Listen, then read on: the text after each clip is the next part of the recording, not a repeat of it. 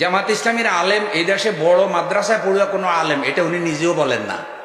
বরং উনি যখনই আলেমদের সামনে কথা বলেন তখনই উনি বলেন, আমার বাপ মা আমার মাদ্রাসায় পড়াইতে পারে না, আমি একজন ডাক্তার, আমি MBBS পড়েছি। আচ্ছা আপনারা বলেন তো, যারা ডাক্তারিতে পড়ে ওদের মেধা কি কম না বেশি? তো মাদ্রাসার লাইনে পড়ুয়া না হোক, কিন্তু ডাক্তারি লাইনে তো উনি একজন মেধাবী মানুষ। তো উনি বলছেন, আমি আলেমদেরকে সম্মান করি, আমি আলেমদের সাথে দিন শিখতে চাই, দিন জানতে চাই, বুঝতে চাই। এইভাবে তিনি আলেমদেরকে মাথার তাজ সম্মান দেন। আর সেই জায়গায় যদি একজন আলেম বলে যে উনি কোনো আলেম না, তাহলে এটা অপমান না? এটাকে শুধু ওনাকে অপমান করলেন, এই আলেম নিজেকেও অপমান করলেন, যে তিনি যে আসলে উপযুক্ত লোকদেরকে সম্মান দিতে পারেন না, তিনি এটা নিজে এই কথা বলে এটা প্রমাণ করলেন। দ্বিতীয় হলো, একটা ইসলামী সংগঠন পরিচালনা করার জন্য যত এলেম, যত দক্ষতা দরকার, আল্লাহ তাআলা তাকে তা দিছে। আমার কথা কি বুঝছেন? বিশেষজ্ঞ হওয়ার মতো মুহাদ্দিস, মুফাসসির এখানে তো অভাব নাই। একটা সংগঠনে যখন লাখ লাখ মানুষ থাকে, তো এখানে হাজার হাজার মুহাদ্দিস আছে, হাজার হাজার প্রভাষক আছে, শত শত মাদ্রাসার প্রিন্সিপাল আছে, শত শত মাদ্রাসার ভাইস প্রিন্সিপাল আছে। শুধু মূল পদে যিনি আছেন তিনি হয়তো মাদ্রাসা থেকে পড়ুয়া না।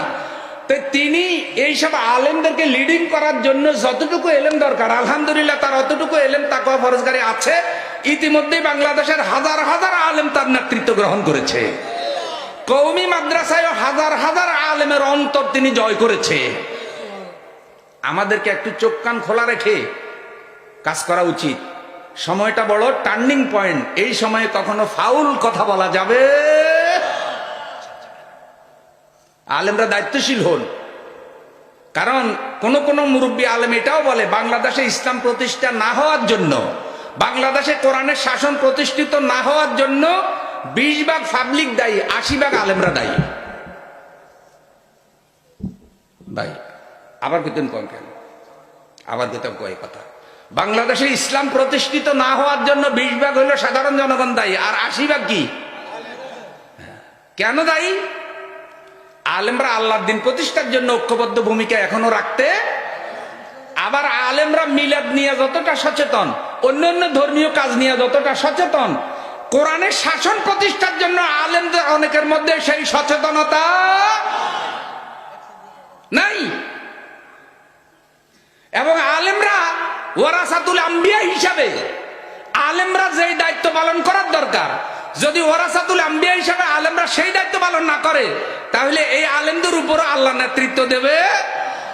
আল্লাহ তাআলা আমি সহ সবাইকে সেই বুঝটুকু দান করুন। এখন আলহামদুলিল্লাহ সবার সাথে সবার ভালোবাসা অনেক গভীর হয়েছে, সকলেই বুঝতে পেরেছে এখন আর সেই সময়। আল্লাহ সামনে যদি সুযোগ দেয়, তাহলে আপনারা কোরআনের আইনের পক্ষে রায় দিবেন তো? সিল দিবেন তো? আল্লাহ কবুল করুক।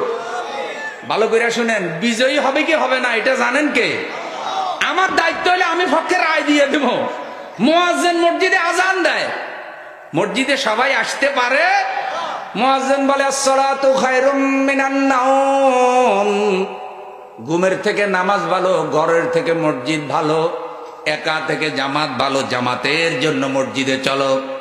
মুয়াজ্জিন আজান দেয় কিন্তু সবাই আসতে পারে না। আমাদের দায়িত্ব, ছাত্র জীবন থেকে আমরা একামতে দিনের আজান দিচ্ছি, এলান করছি, ও আমার বন্ধু কোরআনের শাসনের দিকে আসেন, কোরআনের শাসনের দিকে আসেন। কোরআনের শাসন ছাড়া জমিনে শান্তি আসবে না, কোরআনের শাসন ছাড়া বাংলাদেশে ন্যায় বিচার প্রতিষ্ঠিত হবে না, কোরআনের শাসন ছাড়া নারী তার অধিকার পাবে না, কোরআনের শাসন ছাড়া অমুসলিমরাও তাদের ধর্মীয় অধিকার পাবে না, কোরআনের শাসন ছাড়া শ্রমিক তার অধিকার পাবে না, মালিক তার অধিকার পাবে না। কোরআনের শাসন প্রতিষ্ঠিত হলে প্রত্যেকটা মানুষ যার যার অধিকার পেয়ে যাবে। একটু জোরে বলেন সুবহানাল্লাহ।